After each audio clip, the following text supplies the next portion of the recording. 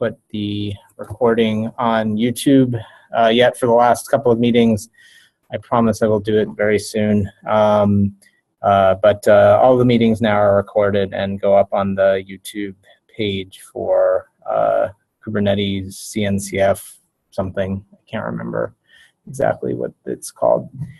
Anyway, so the agenda for today's meeting was going to be to talk about 1.8. Did anybody, at least that was the item that I had. Was there anything else people wanted to talk about? The reason we're meeting this week is that we canceled last week because it was a day that a lot of people in the US take off, even though it's not an official holiday. It's the day before 4th of July anyway. So we may or may not meet next week.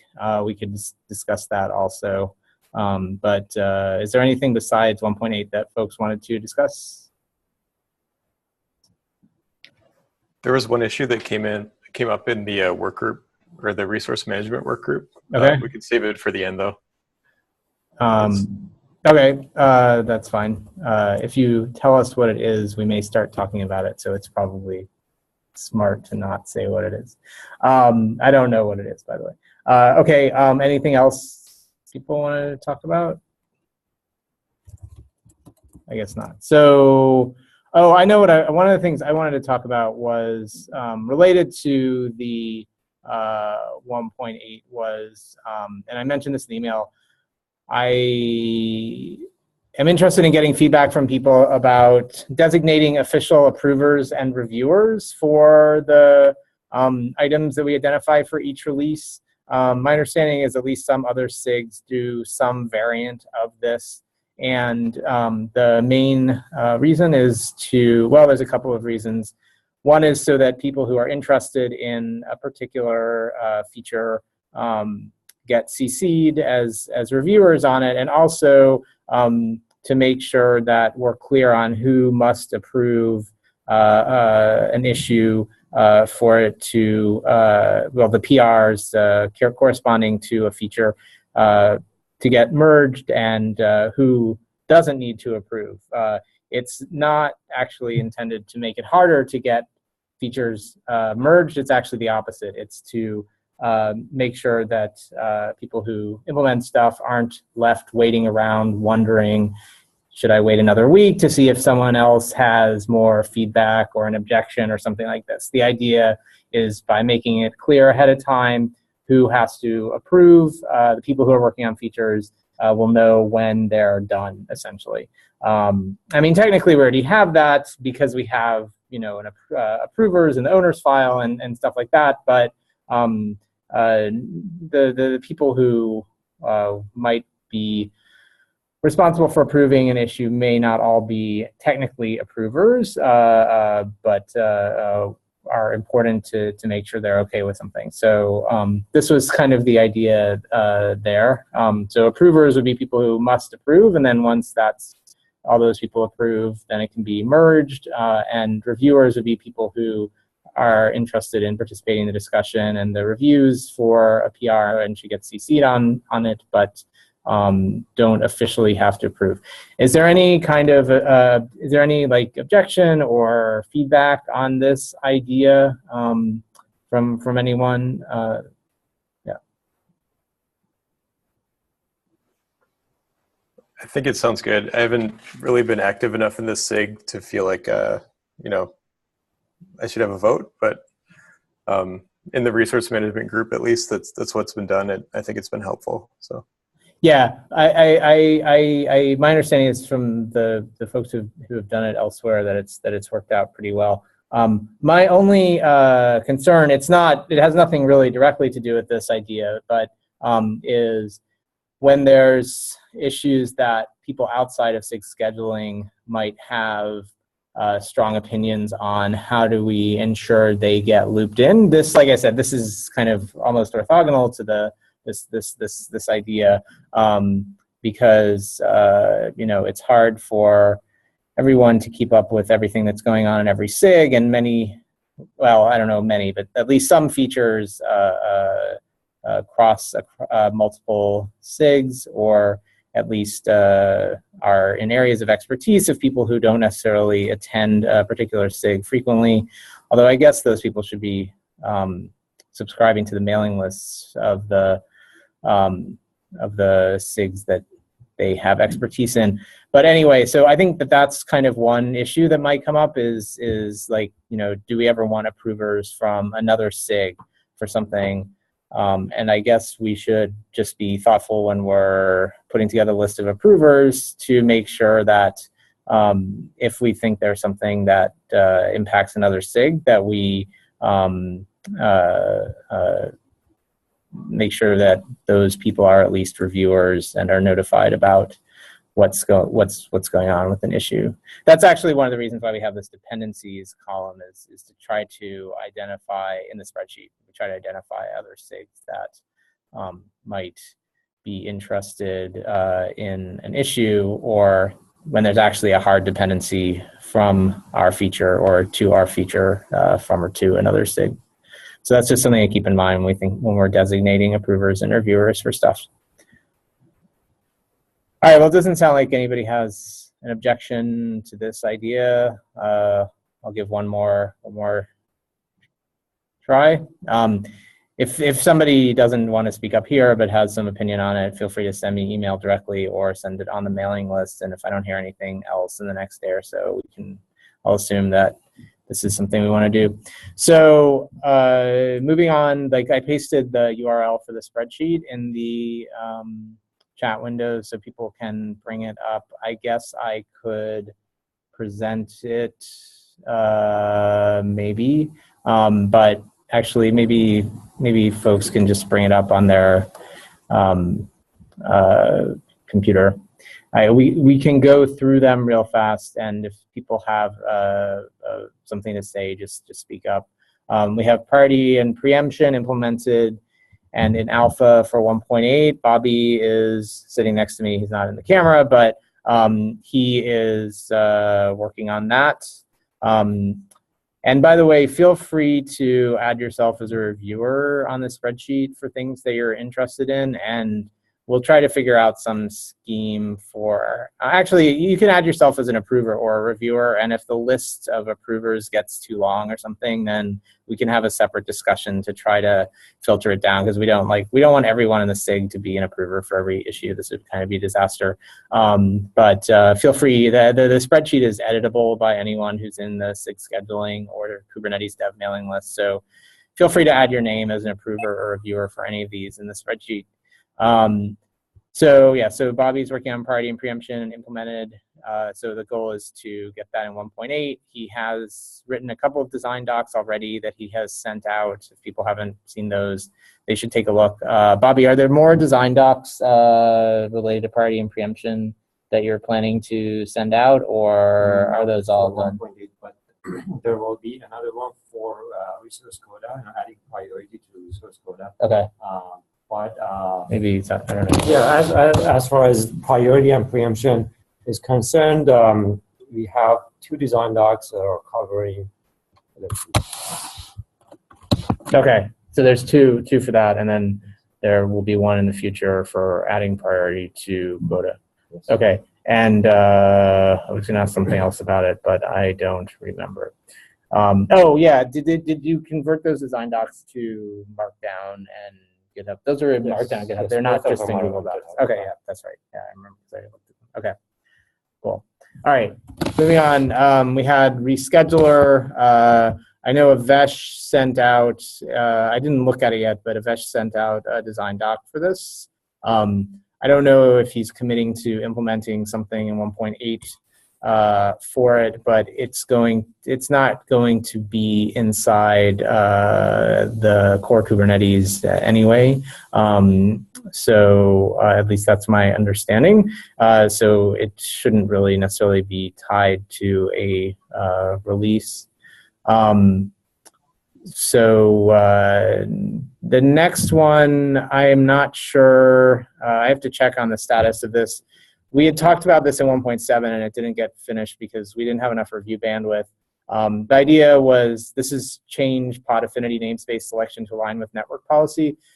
the idea was that network policy, the way that it, I forgot the details, but in network policy, if you refer to a pod in another namespace, I think the idea was that they were using a label selector on the namespace name, and we were using a list of namespace names or something like that, and we were trying to unify the two approaches. I can't remember actually which approach they were using, but I think the idea was that we would change ours to match theirs. You can take a look at the issue that's linked if you want to see the details. So I need to check with the person who was implementing that, but my recollection is that it was just blocked on getting enough review bandwidth. It was not a huge change.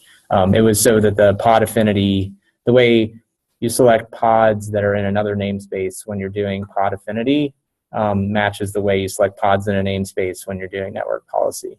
Now, this is another example of not having an approver assigned, I guess, to a project. Because I guess, as far as I remember, myself and Klaus both reviewed this PR. Okay. And I guess LGTM did, but yeah. So that's actually a great point. I mentioned earlier that one of the reasons for approvers is so that it's clear when you can get the PR merge when you're done. But it's also a good way to make sure we don't take on too much work for the SIG, so that there's. I'm not saying this is what happened in this case, but it just reminded me that. By making sure there's approvers up front, we know whether there's enough review bandwidth for all the features that we're planning for the release. So when you sign up for an approver, you're kind of committing to be available to review something in a timely fashion for the release. So if it was already reviewed and stuff, I can look into that and see maybe maybe it's done and we can just approve it and be done with that. So thanks for mentioning that, and thanks for reviewing it. Better UX for advanced scheduling features. I'm way behind in my email, but I think Derek sent emails to the mailing list saying that he was not going to have time to work on it for 1.8. So I need to check the email, but I think that's what he said, and I'll delete it once I verify that. Component config, this is something Tim had started working on in the last release and has indicated he's going to continue working on. I think he said he wasn't able to make the meeting today. Tim, are you here? No. Okay. But this is something I'll ask him if there was an issue to link to for that, but he's been working on that for a while. And then moving taint-based eviction from alpha to beta. This is the feature that changes the logic in the node controller to do evictions based on no execute taints instead of based on node conditions. We'll still have the node conditions like the node not ready and the condition unknown, which means it's not reachable from the master. The conditions will still be there, but the logic for doing the evictions after 5 minutes will use the in the node controller will be based on taints that get placed when those node conditions arise. The main benefit of this is that, well, besides making it a little more obvious when those, well, I guess it's not actually more obvious. The node conditions are pretty obvious. The main benefit is that you can use tolerations to change the 5-minute default timeout to any value you want on a per pod basis for how long you want to wait to get it before you're evicted. So we have someone who has been working on that, and actually Marek volunteered to do the reviews for that. So I'm optimistic we can get that in 1.8. Daemon set scheduling needs some discussion. I recommend people take a look at the issue. If you have opinions on the discussion there, please chime in. There's Brian Graham brought up kind of a point about how, by the way, what this daemon set scheduling, I did not write a thorough explanation of what this is. The idea is to remove scheduling from the daemon set controller so that the daemon set controller works more like a normal controller where it just creates pods, and then we use the default scheduler to schedule the pods, and we would use node affinity and I guess mostly just node affinity to ensure that the pods get scheduled on the right nodes. But there was some question about what happens when someone replaces the default scheduler with a custom scheduler. Maybe it won't schedule daemon set pods the right way, and daemon set pods are often like critical system pods. Like we might use the daemon set scheduler to schedule kubeproxy or something like that. And if this might break the cluster, so maybe the daemon set controller should continue to do its own scheduling and not have that be delegated to the default scheduler in the cluster that the user might replace. And so there's some discussion about that. And there's also discussion, Klaus wrote a doc, if we do, assuming we do separate the scheduling so that it's done by the regular default scheduler, like there are some design options in how exactly that would work. And Klaus wrote a doc that some people had commented on, but we didn't really get convergence on that yet. So there's still some discussion about what the right way to do it is. So if we decide to do this, I think it would probably be good to get it into 1.8. That's why it's on the list. Finished scheduler policy, reading from config map. Bobby that's like almost done, right? Yeah, so Bobby's working on that. That is the feature where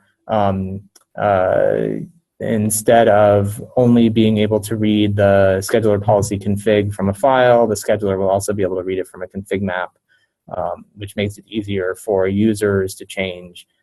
Presumably only so it makes it easier for people to change that. The policy config is things like which predicates are enabled, what are the priority functions that are enabled, what are the weights for the priority functions, stuff like that.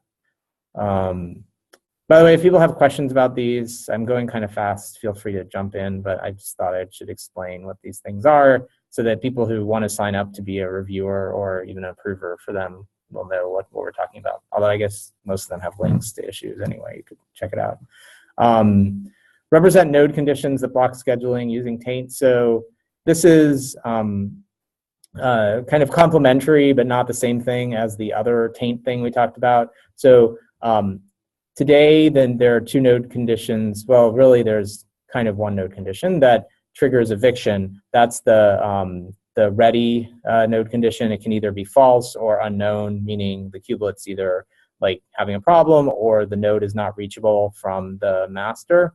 And those trigger eviction. But then there are also various node conditions that just mean don't schedule new pods on this node. They don't cause eviction.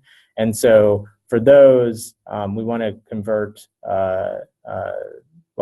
they will continue to be represented using node conditions, but in addition, we want to represent them using no schedule taints. And so that's what this is about.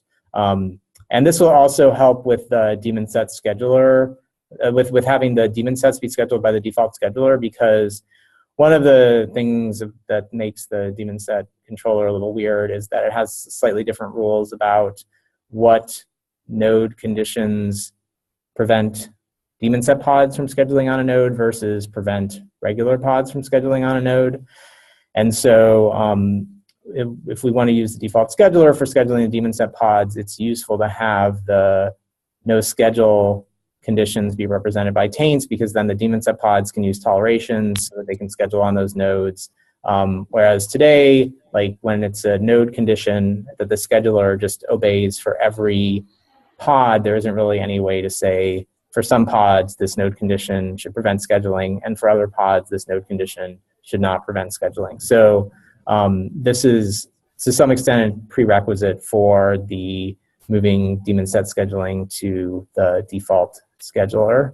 And someone from Google, you may not recognize the GitHub handle there. That's one of the folks at Google in Warsaw has offered to work on that. And you can check out the issue if you want to know what that is. And then these last few were added by Klaus. He had benchmarks for predicate and priority functions, update the scheduler to use client Go, and this last one, add max number of replicas per node. So this last one, I believe all the work has been done for it. I need to go back and check.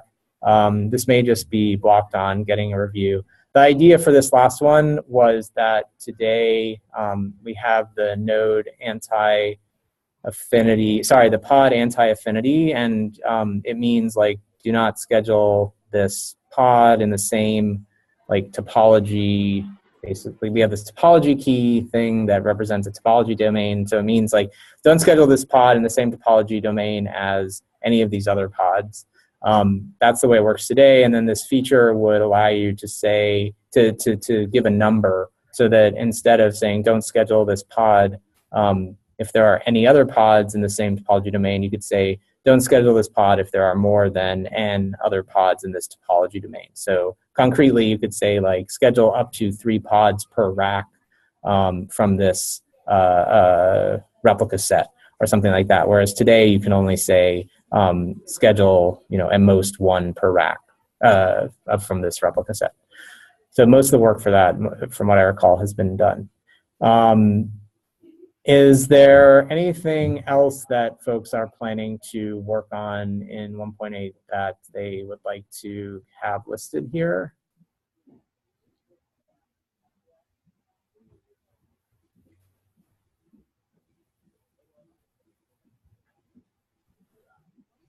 Anyone?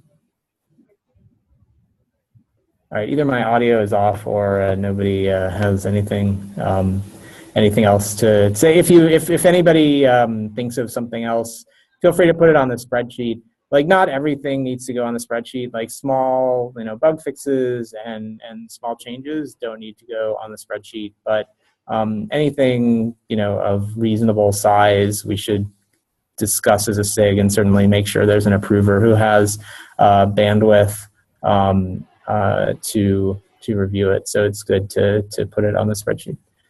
All right, since nobody said anything,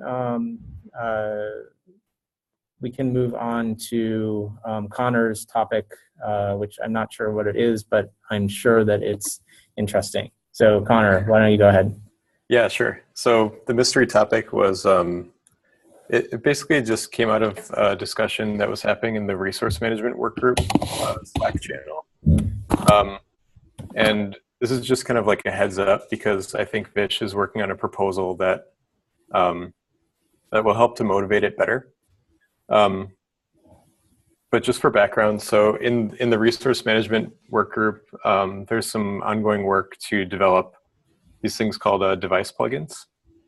And kind of the idea is that it's an extension that connects using gRPC, and it has the ability to advertise new resources.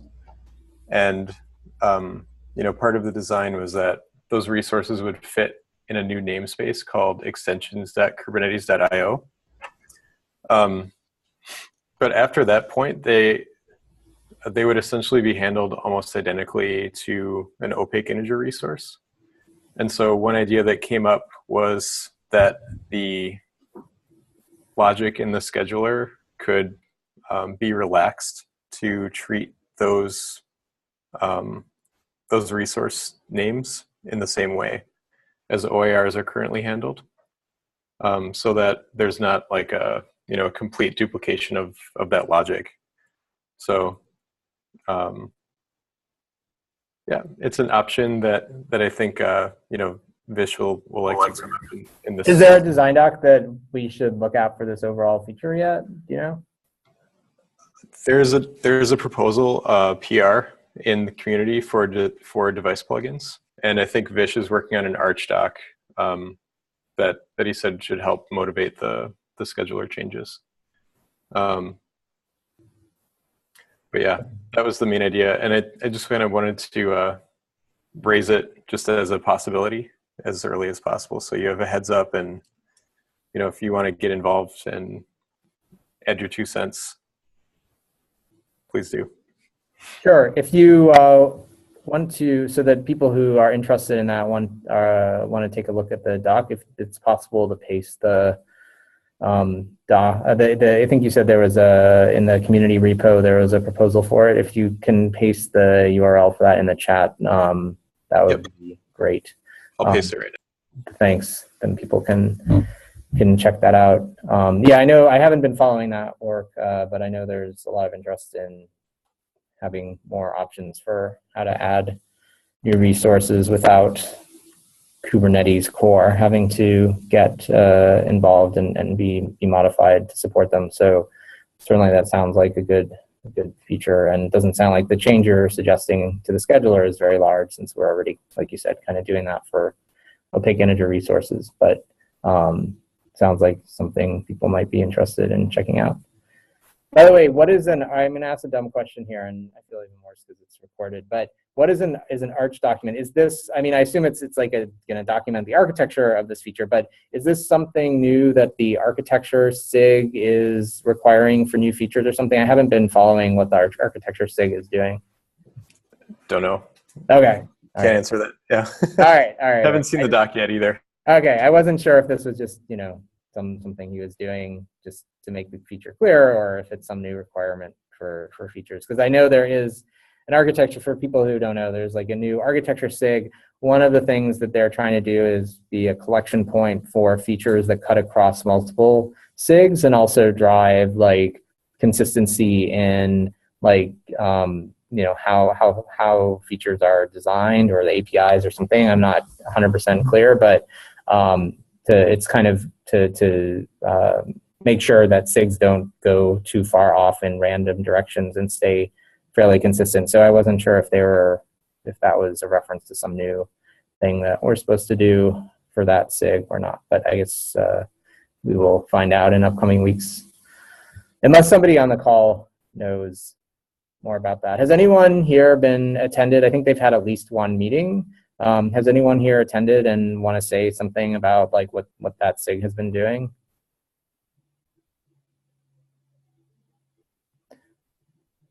All right, I guess not. Okay. I know there's been some discussion of it on the Kubernetes dev mailing list, and I think they have their own mailing list also that you can join if you're interested.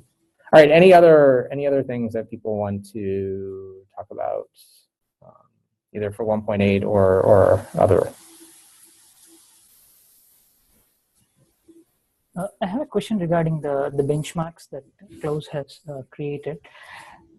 So one of the things that we are trying to do, like when Jay was here with Red Hat, so we wanted to do the scheduler perf tests for all the predicates and priorities. It's kind of a kitchen sink wherein we can randomly choose the predicate and priority and run the tests against those particular predicates and priorities. So is that something that will be owned by SIG scheduling or SIG testing? I'm kind of interested in knowing that. That's a good question. I guess I don't know. I mean, do you know what kinds of tests SIG testing has been owning? My assumption, without having any information, is that they probably are mostly involved in the testing infrastructure, as opposed to like specific tests written for specific features. And therefore, these tests should be owned by SIG scheduling. But that might be an incorrect assumption. Do you know more about like what other tests they've been owning? No, I'm sorry, I don't know much about that. Okay, yeah, I don't either. We could try to look into that. Like my default response would be that, you know, that SIG scheduling should own these tests, because the people who might be making changes that would like worsen or improve the performance of the predicate and priority functions are most likely going to be, you know, people who are involved in SIG scheduling. And so it seems to me like those should be owned by SIG scheduling. But you know, if it turns out that SIG testing is taking ownership of, like, you know, all the tests, which probably isn't the case, but if it is, then we could, you know, reconsider that and hand it off to them. Probably if the test breaks, we would end up having to fix it anyway. So, you know, seems like we should probably own it. Yeah, so as of now, the owners file include the people from SIG scheduling. So I'm not sure like what is the long-term goal. If you want to have this to be run in the CI and then find out if we add a new predicate or priority, if it's causing any regression or not. So like if you want to have something like that being run in CI, should we have SIG testing own that, or? Yeah, so that I guess I don't know. This is a good question. We can maybe you should send, why don't you send email to the SIG scheduling and SIG testing mailing lists and ask. Sure. I think it's a good question. Like I think that, you know, we should own the tests, but in terms of like how they get hooked into the CI, Bobby and I can also look into that. Just so I understand, the goal is that you'd like the predicate and priority performance tests to be continuously tested in the CI. Is that the idea? And it's not right. today. Right, it's not today. Right. Okay. Yeah, Bobby and I can look into that also. We were also going to work on doing kind of a dashboard for the SIG scheduling tests, the end-to-end tests, and we could try to put this in the same dashboard. So we can try to look into that. Yeah, that will be great. Thanks, Dave. Anything else?